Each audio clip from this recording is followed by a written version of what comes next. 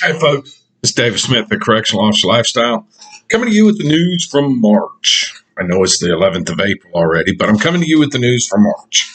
Okay, I've got 3 different articles. They're over here on the left of my screen. That way I can just read them as I go. Okay. First, I want to go on ahead and say that these are all found on the FDOC public website. Okay, I don't have the address. Google it. It's easy to find. Article number 1. Former Florida inmate arrested for using drones to traffic narcotics into correctional facilities. Former inmate introducing contraband into a secure facility. Go figure. From Jacksonville, Florida, the Florida Department of Corrections, FDC, announced the arrest of former Florida inmate Mario Brian Crawford, 33, on multiple charges, including the introduction of contraband, operation of an unmanned aircraft over a critical infrastructure facility, trafficking in methamphetamine, and possession of cocaine. The Jacksonville Sheriff's Office arrested Crawford on an Office of the Inspector General, OIG, warrant from Escambia County. That's where I'm from, is Escambia County. A search of Crawford's rental vehicle produced evidence supporting his ongoing criminal activity, including a drone and contraband packaging materials. Crawford is, among others, suspected of being involved in a larger-scale operation of contraband introduction into multiple Florida correctional institutions using drones. Guess what? My facility is one of those facilities. According to Secretary Dixon, contraband threatens officers and inmates alike. And when it comes to cell phones, the threat often extends outside the prison gate. Contraband cell phones impede the ability for our staff to manage a safe and secure institution. This arrest is part of a broader department mission and represents the successful disruption of a criminal contraband introduction network across Florida, said FDC Secretary Ricky Dixon. In this instance, an excellent collaborative investigation among departments and local agencies led to multiple charges and prevented contraband from entering into more correctional institutions.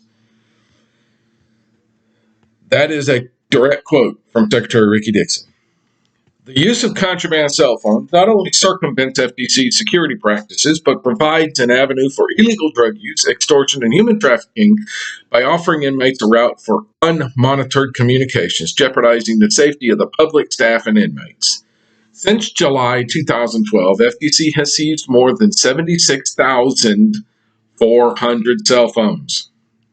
Currently, FDC is working with federal, state, and local partners to reverse the federal law prohibiting cell phone jamming technology, a frequency used to render cell phones unusable within the compounds of an institution. Crawford was released from FDC custody in 2021, 2 years ago, after serving a 7-year sentence for what? Trafficking in stolen property and grand theft, and is currently under supervision for a case in Georgia. If he's under supervision in Georgia, what the hell is he doing in Florida? Folks, this guy knows more than the average criminal about what goes on in the state of Florida. Okay? This guy has been there. He knows what we do. He knows our practices. People like this are pretty hard to deal with. But we got him. We got this one. With all due hope, we'll get the rest of them too. All right. We're going to work at it. We're certainly going to work at it. Now we have the OIG support along with local law enforcement agencies. I see no reason for not having complete success in this mission.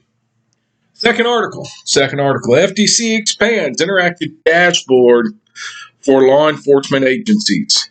Again, out of Tallahassee, Florida. The Florida Department of Corrections, FDC, has recently expanded the Offender Restoration Information and Outreach Network, Orion for short, system to better serve our public safety partners. This expansion provides law enforcement agencies in Florida with data regarding individuals currently under supervision or who have been released from a prison or supervision sanction in the last 5 years. Advancements like Orion LE will equip our law enforcement partners with information necessary to safeguard our communities and reduce future victims, said Florida Department of Corrections Secretary Ricky Dixon. Together, we can continue enhancing transparency to bolster Florida's public safety posture. The publicly available version of Orion seeks to aid reentry efforts by providing valuable information to communities and individuals or organizations to drive policies, create programs, and deliver services to returning citizens. The expansion to include Orion LE is part of a data transparency and public safety initiative between FDC and Florida law enforcement agencies. Orion gives law enforcement critical offender data that we can't get elsewhere. This enhanced information helps us better serve our communities and positively impacts public safety, said FSA President and Hernando County Sheriff Al Ninhus. And I know I messed that name up, and I apologize. The new tool is a comprehensive dashboard designed to give law enforcement professionals insight into the population of offenders currently on supervision and those released from a prison or supervision in the last 5 years. This furthers our initiative to work with local law enforcement agencies, to be completely transparent and work with local law enforcement agencies as well as state law enforcement agencies. I can't say enough good about this. This is amazing. We've had the system in place for a while to give communities, like it said, communities and other people the ability to help these inmates reintegrate into society. But now we're assisting law enforcement in helping us police them once we release them into society. Okay. The last one, for some silly reason, I didn't get a title for it.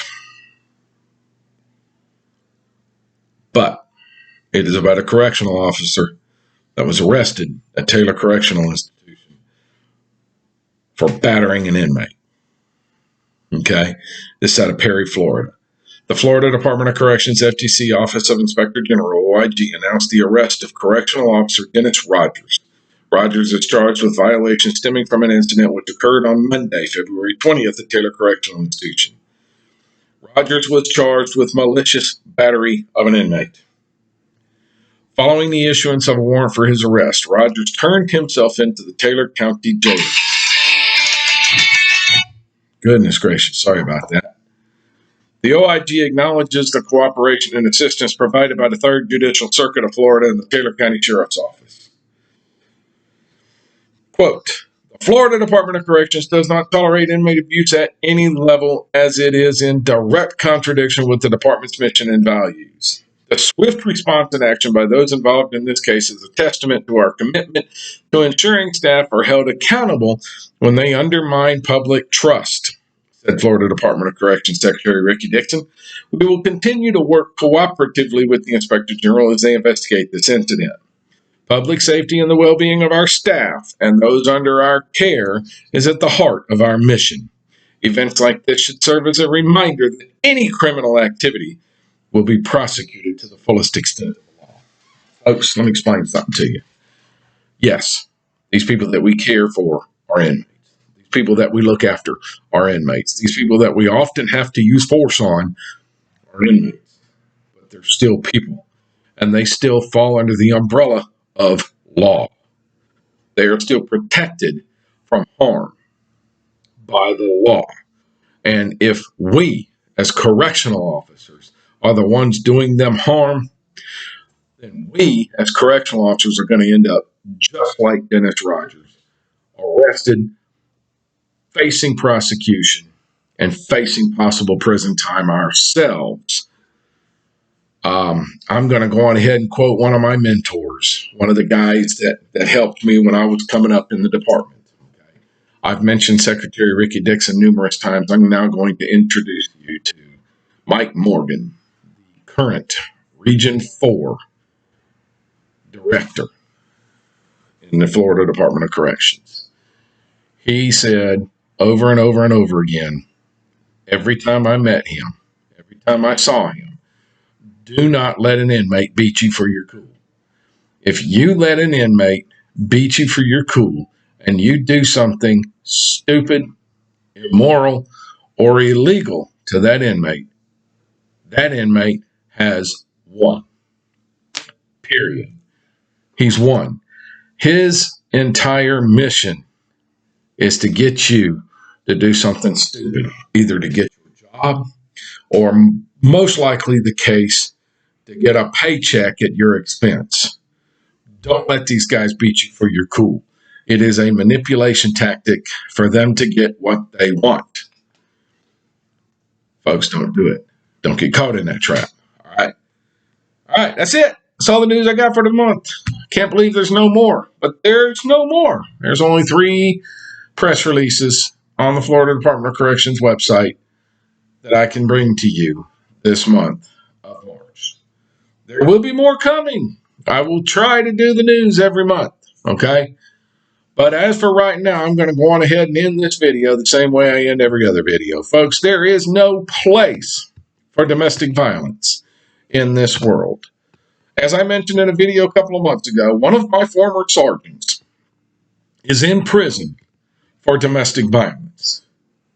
If you are the victim or you know the victim of a domestic violence situation or incident, 1-800-799-SAFE, 1-800-799-7233. That is the domestic violence hotline. The people at the other end of that phone call have the tools, abilities, and resources to help the victims of domestic violence. If you know the aggressor in a domestic violence incident, say something to somebody. The worst thing you can do is nothing. And if you are the aggressor in a domestic violence situation, there's help for you too. You just got to do 2 things. First, admit that you need that help. 2, ask for it. Help will be provided. Folks, love shouldn't hurt. I am my brother's keeper. I am my sister's keeper. And we work in corrections. 1 team, 1 fight. I'll see y'all in the next video.